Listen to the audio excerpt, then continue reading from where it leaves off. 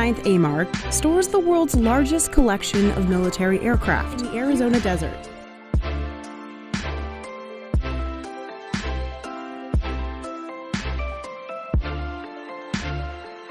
Inside this massive facility to see how these military planes get a second chance at life. Davis-Monthan Air Force Base, here in Tucson. With nearly 2,000 football fields worth of open desert, there was one that has the perfect weather for storing these assets. It's hot, there's little rainfall, no humidity, and the soil? It's as hard as concrete. So planes won't sink. The dryness as well as the lack of acidity in the soil prevents corrosion on the assets. Aircraft come here from the Department of Defense, military, other government agencies, and foreign allies. We have about 3,100 airplanes. The planes are mostly military. They come from the Air Force, the Navy, the Army, and the Marines. We have over 80 different types of airplanes here. Planes and helicopters arrive and are lined up in sections. So we're driving down Display Row here, or Celebrity Row as some people call it. We do have a sense of humor here. That's our stealth aircraft, which is actually just Wonder Woman ship. The LC-130s have skis along with their landing gear so they can land down in Antarctica and support the National Science Foundation all across that continent. We're coming up on a NASA aircraft. It's affectionately called the Vomit Comet. Some aircraft will be here for weeks before they're called back into service. Other aircraft can be here for 50 years, similar to this A4 Skyhawk.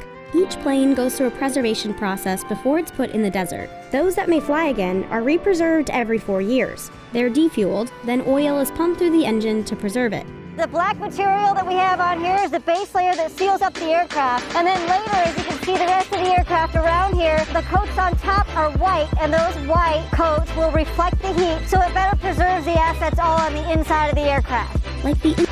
But sometimes, instead of being used for parts, an entire plane will be regenerated, meaning they'll pull it out of the desert and wash it down.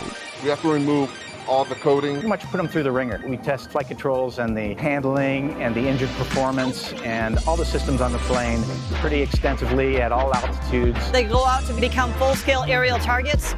That's a happy ending for a plane pulled from the desert here at AMARG. But for other aircraft, this is the end of the line. The planes marked with a big D go through pre-demilitarization and then are destroyed by a third-party contractor. So these are our guys that work the demil and they prepare aircraft for disposal. Well, and I will get out of the way of the crowbar. I'm pretty good at destruction too, but you have to be super careful about it, which you should be. The planes are demolished for good reason. To make sure everything's accounted for and that the materials and the technology don't fall into the wrong hands. While some Americans may not have heard of AMARG, it actually saves taxpayers a lot of money. The assets stored here are worth somewhere between $34 and $35 billion. And so to make a new one may not be possible versus to rejuvenate an old one might be the best case scenario. But for the workers, it's not just about saving the military some money. It's also about giving these planes another life. A lot of these airplanes haven't flown for a very long time. I flew a lot of them operationally back in the day. It's great to get back in them and bring them back to life. These airplanes have a lot of stories to tell, and it's wonderful to spend time with them and think about that. There are very few of us military that are lucky enough to be assigned